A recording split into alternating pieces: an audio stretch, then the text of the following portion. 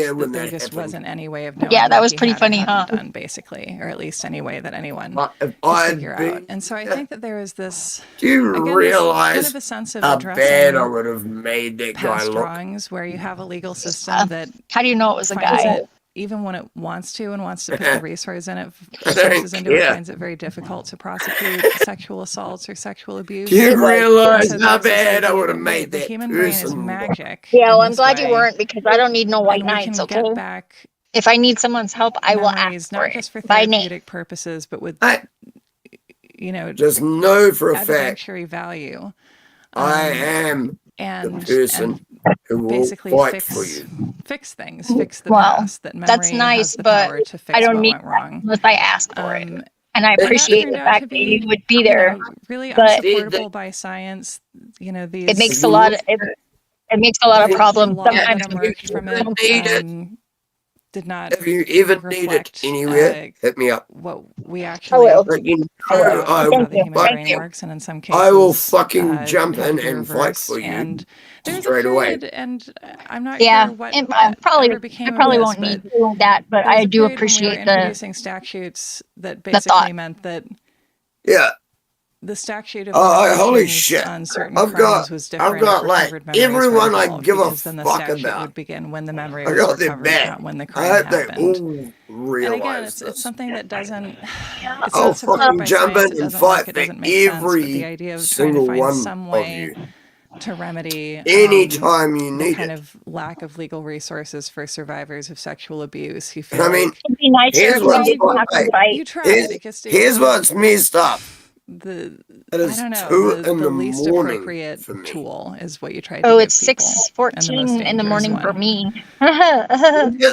Have you just woken up or have you just not talked gone about to sleep? how the No, satanic I took a nap was earlier whenever I first different in got that here, it was like but a Dan's working like a top-down 7 p.m. to 7 a.m. shift, and I sit in the when car people while he goes to work because it's too far to drive back home and then this come back and pick him up. It's specific gas is too narrative? expensive, so I just hang out in the car and because I mean I pretty much would be doing the same thing if I was at home. And why were So you so sit in the car for like 12 hours.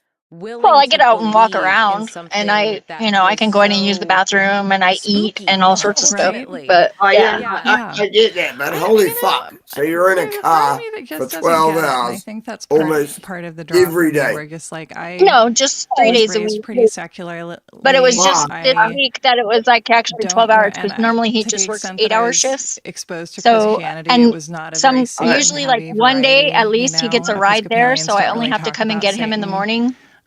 So for it's not whatever every day. It's reason. more like 2 days a And week. so I the idea spend of being 16 afraid hours of total in actual the car. Satan, like I've been afraid of everything Well, but Satan in my honestly, life. I still, quicksand. Yeah, like that. Exactly. And like as a kid, why I are was there like not much more afraid more of women Bigfoot like than I you? was of Satan. I don't know. Perhaps as a Northwesterner, you Like, get holy Bigfoot. fuck. I always hoped that I would encounter Bigfoot. I thought that Fuck, would be why are very there cool. not see more him from a great women distance, like but like Zephyr I was who will very fucking stressed actually about do that Bigfoot. for a And the man? thing is that he really could It's be not right even in the that. corner. Where the you know? fuck are the rest of you But bitches who would so actually the fear do of this Satan shit? kind of eludes me, but I think that Like, there's what the something, fuck? They're just kind of they're just trying learning to still. zoom It out takes on a this while. whole I mean, thing, I wasn't and always like making this. show and trying It took. to I'm 48, so try and sort of put it into I'm perspective in a 48 bigger way. and fuck, what's What the occurred to date? me is that Satan is kind of, for I'm older than Black you. Americans, I'm the 48 great in 4 historical days. scapegoat, 4 days. because if you're Yeah, colonizing then I a turned place and 48. there are indigenous people with some stuff and some land that you want, Are you Yeah. Virgo? you can say that Is that a they're Virgo? heathens, Or and No, to be a Scorpio. heathen is to be in the pocket of Scorpio? Satan, and Oh, that therefore makes their sense. lives are That's why worth you're so less volatile. than the lives of the Okay. people who Do you you're want to know bringing how over on bad it ships. is? And Scorpio, there's something star really sign. interesting to me Scorpio, historically, and I think also very fair. much within the Scorpio satanic moon panic and the way that sign we've used Satan Oh. to do and what we want in America, where Chinese horoscope we have this real snake. trend, certainly Oh in yeah. our culture, I I'm a think, snake of too. saying that person But is I'm a double pure Leo, evil, so I and got and the therefore I Taurus can wish moon. harm The on them Taurus and do moon is whatever I want what to them. grounds And me. it's Yeah, like, I'm a double Scorpio. pardon me for Yeah, that means you could pointing be this really out, good at but magic. isn't what you're doing Yeah. To use your own terminology. But you have to get a into bit your evil. higher form. I went out just with that fucking person witches when I was is less younger. of a human being than I am. Yeah. I and actually therefore we did, can do yeah. whatever we And want I to them basically and got take their told I was a stuff natural and put them in warlock. prison and blame them for Yup. whatever crime we're trying to Not say white men shitting don't you. do very much. No, I wouldn't think you were. I've So I feel seen like so Satan was just many incredibly crazy useful things in that way. If you that have, it's unbelievable. as so many people did, I've seen and UFOs, the I've kind seen of religious fairies, I've history that seen makes Satan demons, truly I've scary, then that works. fucking And then, seen so if you much don't shit. believe in the actual It's not magic funny. of Satan, you can believe in him as this kind of figure in folklore who scared people enough to I guess some of us believe that these cults see it, functioned and with a some of greater us level of don't. I haven't efficiency seen any than DMT any elves. I was group just of human talking about beings this ever the other has. day, and I was like, I haven't seen any DMT elves, and I then think maybe they're hiding from me. Kind of like the war on Or pornography in either the that or 70s, I'm a this was something DMT that elf. originally I kind of don't know. joined together the Christian right I've never done and DMT. feminism in this Yeah, very I highly That's recommend it. and one of kind the few volatile drugs I compound. haven't And I think that if you tried. still had really It's justifiable pretty amazing. I've never done needles, fear of but the I kind of haven't abuse you tried. experienced, But I don't and if anymore. that fear was directed That's at all the right. people that It's you all knew who right. I've carried got it out, plenty you of know, friends that at ended up whoever doing your it. abuser I'm was glad in you the don't past, now. because a lot of people were Yeah, seeking therapy I was for done with things that by they the time did I was remember at like this time too, 17. So and not getting often the treatment that they needed. But you could, and then I was think, clean for 3 Yeah, years you're from everything. abuse a was, it wasted wasn't just bad, teenager it like was me. it was Yep. I satanic. started It getting was Satan I started related. It was getting so drunk evil. and I think that stoned even if you didn't when I was like have 12, 13 an years attachment old. to Satan, that could feel Started selling like at drugs least someone from was the finally time I was taking 15. it seriously. Maybe not exactly Yes. in the way I you would sold have drugs, but expected, only the ones that I didn't do. there's something.